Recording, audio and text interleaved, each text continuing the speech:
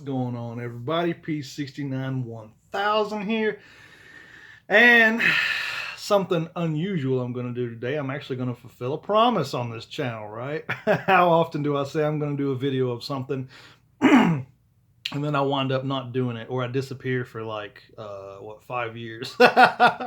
Yeah, but trying to change that, trying to make more content on the channel for anybody that wants to watch the channel or that cares about the channel. Definitely trying to make more content and upload a lot more regularly. Hopefully at least two videos a week. At least that's my plan. So today I thought it would be interesting to do 10 haunted areas of the White House. Now, I don't know if a lot of you know that the White House is actually haunted or not, but with all the history that the White House has, and as many presidents as we've had, and creepy things that have happened in our American history, it was bound to be haunted, right? So let's get started with the attic. And I never even knew the White House had an attic. William Henry Harrison holds the dubious distinction of being the shortest serving president and the first to die in office. Succumbing to pneumonia a mere month after his inauguration. However, residents have believed that Harrison's ghost still haunts the White House attic, rummaging around for something unknown. Several presidents have reportedly heard the unexplained noises coming from the attic above the Oval Office. Others report that Harrison is not alone. A Truman-era security guard, once reported hearing "I am David Burns" coming from the attic above the Oval Office. And in 1790, David Burns was the man forced to surrender his land so that the White House could be built. So that's kind of sad, right? Also kind of creepy that the White House has an attic, but but yeah, poor David Burns, man. Imagine having to give up your land, and we live in the land of the free, the home of the brave. You know, we're supposed to stand for freedom, and they made this poor guy give up his land, so that sucks. The Rose Garden. The Rose Garden is one of the commonly used sites for presidential announcements. It is also the site of a particularly creepy haunting. The garden was originally planted by First Lady Dolly Madison in the early 1800s. A century later, when First Lady Eleanor Wilson requested that the garden be dug up, garden workers reported that Madison's ghost appeared and prevented them from destroying the garden. Since that time, other White House insiders have reported an occasional and unexplained smell of roses in the White House. These instances are often credited to Madison's ghost. So that's kind of something we hear a lot in tales of ghosts and things like that, you know, especially a house, like a haunted house or something like that. There could be very little paranormal activity, ghost activity especially, until you start making a change or destroying something or something of that nature, and then that could spark paranormal activity like it obviously did in the Rose Garden of the White House. The basement. Now, this kind of touches on my last video. If you guys have seen the Demon Cat video I did of Washington, D.C., this kind of touches on that. But the basement is apparently where the Demon Cat lives. White House lore tells of something particularly dire lurking in the basement. Unlike other areas of the White House that are inhabited by spirits of or figures from American history, the basement is said to be home of a demon cat. Those who have reportedly seen the cat claim that it first appears as a small kitten, but as you get closer, it becomes larger and larger. According to the legend, many years will pass with no one encountering the demon cat, but when it does appear, it serves as a warning for our great nation. The demon cat was supposedly sighted shortly before the Great Stock Market crash of 1929 and right before President Kennedy's assassination, and we talked about that in the last video as well. Not a lot of information on the demon cat, but it's pretty interesting when you can find something about it. The second floor halls. So in other words, the second floor halls of the White House. The second floor of the White House is the residence of the first family. So many of the stories that emerge about this area come from the presidents and their families.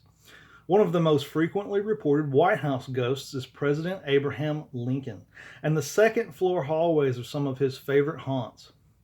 Lincoln has been seen or heard by many residents, including First Lady Eleanor Roosevelt. President Truman once claimed to have heard Lincoln pacing the hallway and knocking on his bedroom door. It's not just Lincoln in the halls, however. President William Howard Taft became the first person to report seeing the ghost of First Lady Abigail Adams, who he saw floating through the doors on the second floor. Definitely creepy. And there's actually a lot of instances where Abraham Lincoln's ghost has been spotted in the White House. If I'm not mistaken, I believe that Churchill, he was the leader of England for a while, when he was over here visiting, he actually stayed in one of the rooms in the White House, and he got out of the shower, and he said when he got out of the shower and walked back into the room, there was Abraham Lincoln. So pretty interesting. And he said, "Hello, Mr. President." And Lincoln didn't say anything to him. He just got up and walked out the door. So just imagine coming into your room, opening up the door where you're sleeping, and the ghost of Abraham Lincoln is staring at you. Yeah, I don't know if I'd be staying in that room. The second floor bedrooms. Various bedrooms on the second floor are used for the president's family and other guests. One husband and wife pair reported that the ghost of a British soldier tried to set fire to their bed. It is presumed that the soldier was the man who set fire to the White House during the War of 1812. A lot of people don't know that, but yes, during the War of 1812, the White House was burnt to the ground and had to be rebuilt. In addition, President Lyndon B. Johnson's daughter, Linda, once reported seeing the ghost of Lincoln's son, Willie, who had died in the very room in which she was staying. Other reported activity includes the ghosts' screams of President Grover Cleveland's wife, the first woman to give birth in the White House. Following renovations in 1952, activity in the bedrooms has decreased significantly. So that's kind of a weird thing that we see, you know. If you make changes to your house, it can either increase or decrease paranormal activity. I'm not sure why that is. I really don't know. Maybe the ghosts don't feel familiar there anymore, so they tend not to haunt those areas or just stay in those areas. I don't know. That would be my guess, though.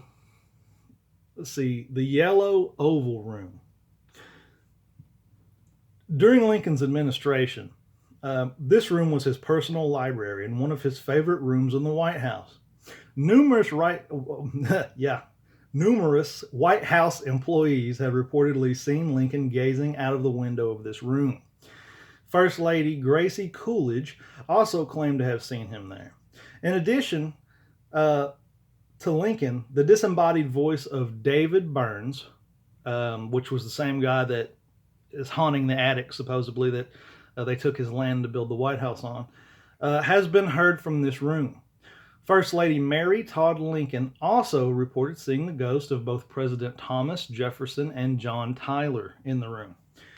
So a lot of activity going on in the Yellow Oval Room, apparently, which is pretty cool. Now, if I saw the ghost of Thomas Jefferson, I would probably have to talk to him. I love Jefferson. The North Portico. The White House entrance has a number of notable ghost fixtures.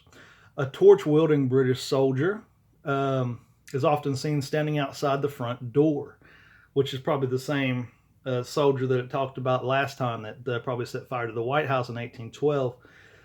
People have also reported seeing long-deceased White House ushers and doormen still tending to their duties.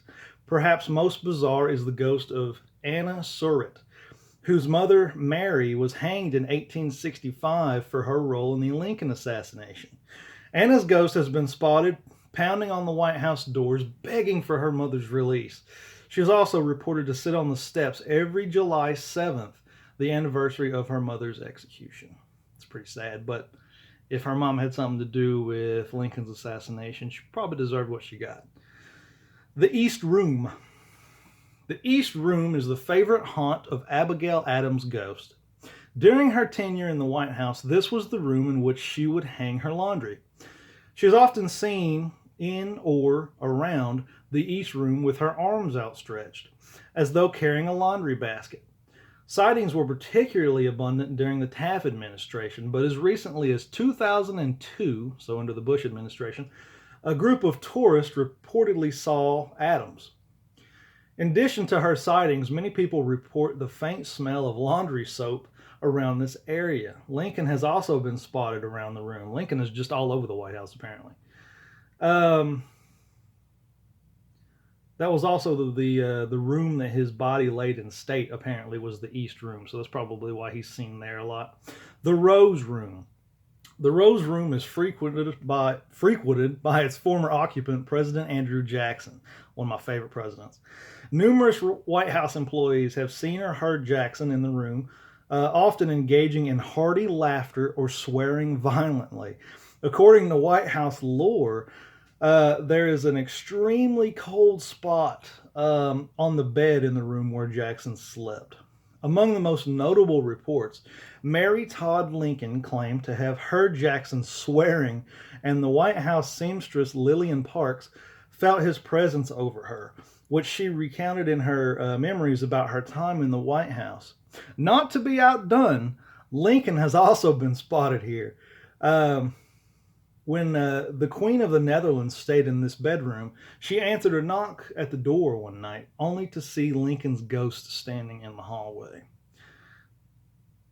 And, of course, we get to, this is the last one on the list, the Lincoln bedroom.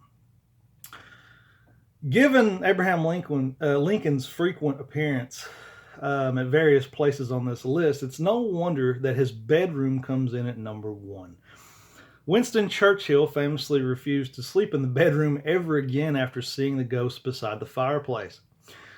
And it recounts the story I told earlier about Churchill emerging from the bath, and he was completely naked, and he encountered President Lincoln's ghost. Beyond these already listed as seeing Lincoln in other places, he has been spotted by President Teddy Roosevelt, Herbert Hoover, and Dwight Eisenhower. First Ladies Jackie Kennedy and Lady Bird Johnson, and presidential children Susan Ford and Maureen Reagan. Maureen and her husband both saw Lincoln standing beside the fireplace, just as Churchill had seen him. Other guests have reported that lights in the bedroom will turn themselves on, and unexplainable cold spots will occur in the room. So that was a list of the 10 most haunted areas in the White House. I thought that would be fun to do. It's pretty interesting. I love history. I'm a big history major, big history type of guy. And you guys know, obviously, if you've been watching the channel for any period of time, that I love the paranormal. So anytime I can put history and paranormal activity together, I'm in heaven, right? I love it. But this has been that video for today. I hope you guys enjoy it. There's going to be more videos to come. I plan on doing uploads more frequently. So hopefully I can stick to that promise. Comment, subscribe, like, or don't. Peace, love. I love you all. Have a great day.